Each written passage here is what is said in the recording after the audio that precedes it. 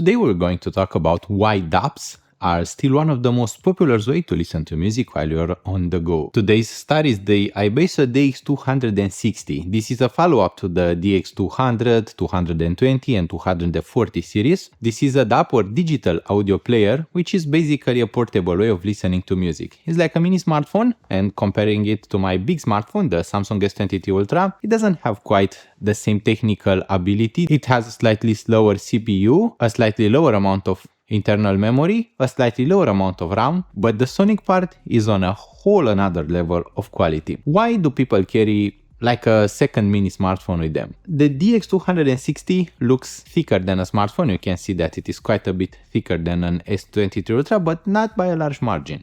It is also slightly heavier, and it has a 4400 mAh battery inside. The battery life is between 7 and 9 hours of battery life if you are using it with either FLAC files or high resolution files, if driving high impedance or very low impedance EMs or headphones, and that is typically what you should expect to get from it. When comparing the iBasso DX260 with other DAPs, you actually get a slightly better battery life from the DX260, and I had the opportunity to check this out because I was using the DX260 in my trip to Italy this year, and exactly last year I was using the Hibi R6 which is cheaper, but it offered lower battery life. So this one survived the entire trip without me charging it once. So the entire trip I listened to enough music that it simply lasted, and I still had about a quarter of a battery left. Naturally, I didn't listen the entire trip to music, but the whole plane trip to Italy, back from Italy,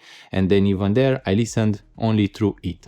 The idea of a DAP is that you want to have a separate device to reproduce music from your smartphone, and typically it provides a whole new level of quality compared to your smartphone. Smartphones aren't the best devices to reproduce audio because the Android system usually has an SRC internal reconstruction filter, which basically diminishes the audio quality quite a bit. So even if you are using a smartphone with a dongle DAC, you're still getting a much worse sonic quality than with a dedicated DAP. The iBasso DX260 is also running Android, but it is a custom Android operating system which doesn't have those issues. So basically it bypasses the internal SRC reconstruction filter. So at the top we have a Type-C input. This is actually quite important because the Type-C input allows it to be used as a USB DAC. And if using it as a USB DAC, there is no DAC delay, there is no stuttering even with high resolution files, and it works flawlessly with Adobe Premiere and with Adobe Audition. We had this issue with DAPs like Hibi R6 or the DX220 or even the DX320, where if you were using it as USB DAC, there were some pauses sometimes. It wouldn't work quite as finely with Adobe Audition, but the DX260 has no USB DAC delay and it works flawlessly. I love that. I am using this about 30% of the time as a USB DAC. It is very comfortable to just be sitting at my computer, to connect it and to plug some EMs in it. It's convenient. Of course, you may be wondering why I'm not doing that with a FIO Q15. FIO Q15 doesn't have USB DAC delay, but it does cut the first second of some songs, and especially doesn't combine well with Adobe Audition or with Adobe Premiere. We are working quite a bit with both Audition and Premiere, so DAC being compatible with them is very important to us. Proceeding forward, we have a volume wheel for setting the volume. We have a micro SD slot which accepts the largest micro SD cards available right now, which is 1.5 terabyte.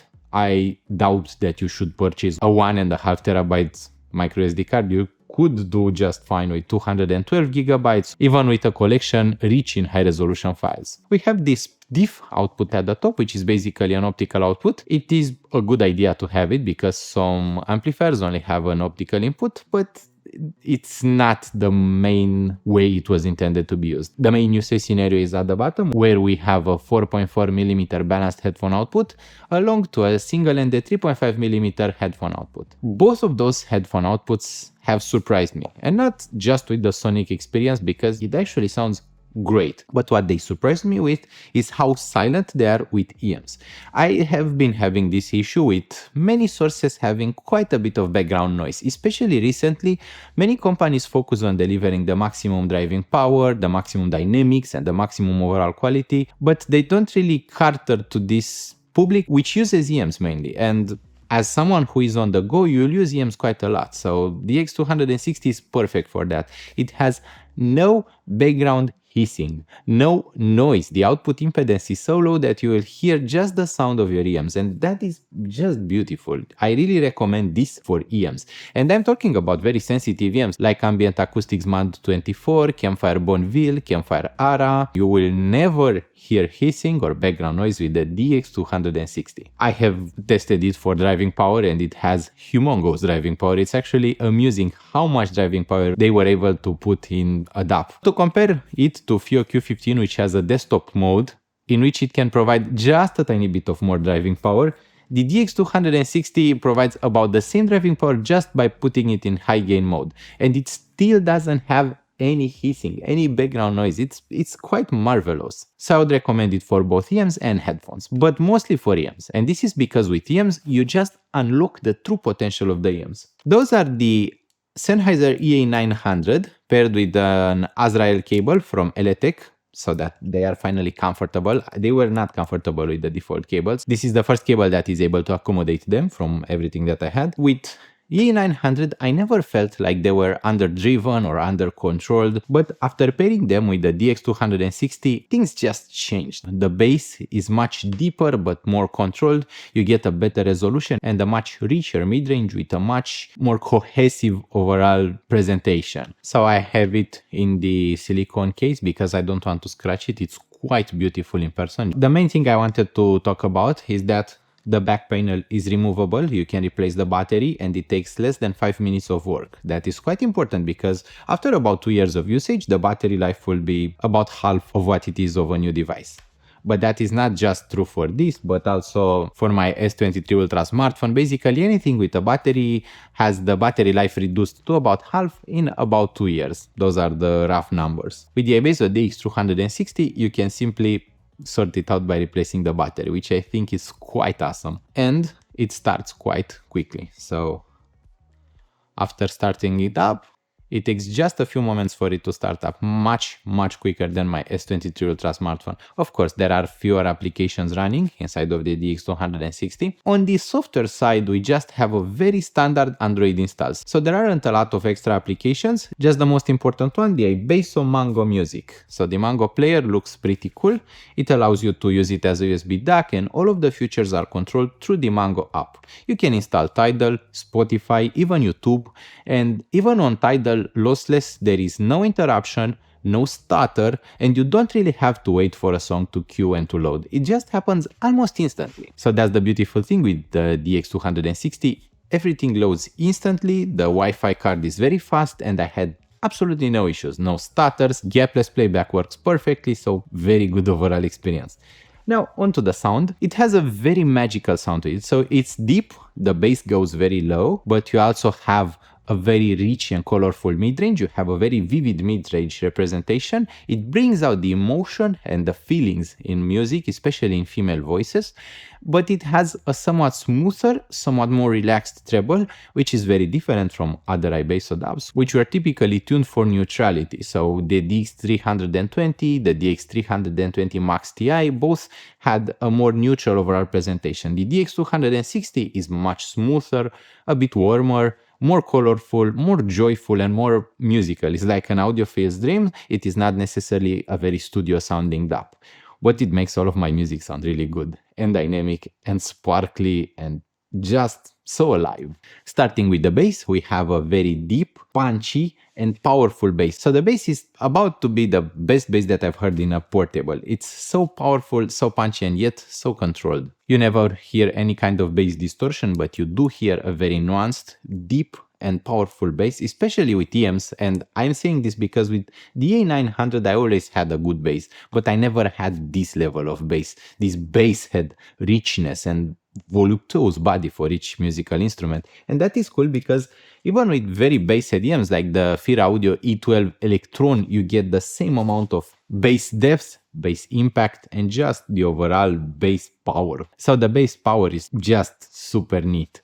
The mid-range is one of the most musical mid-ranges that I've heard. I don't want this to be interpreted as smoothness, as in lacking textures, but it doesn't have an aggressive texture. The way it presents textures is very much cohesive, rich, and yet natural and organic. You never feel that the textures are forced onto you, rather they are allowed to breathe through, to reveal everything to you without forcing you to ingest those details. It is not an analytical or a digital sounding DAP, it is a very analog and smooth, slightly warm sounding DAP which has a fullness to it.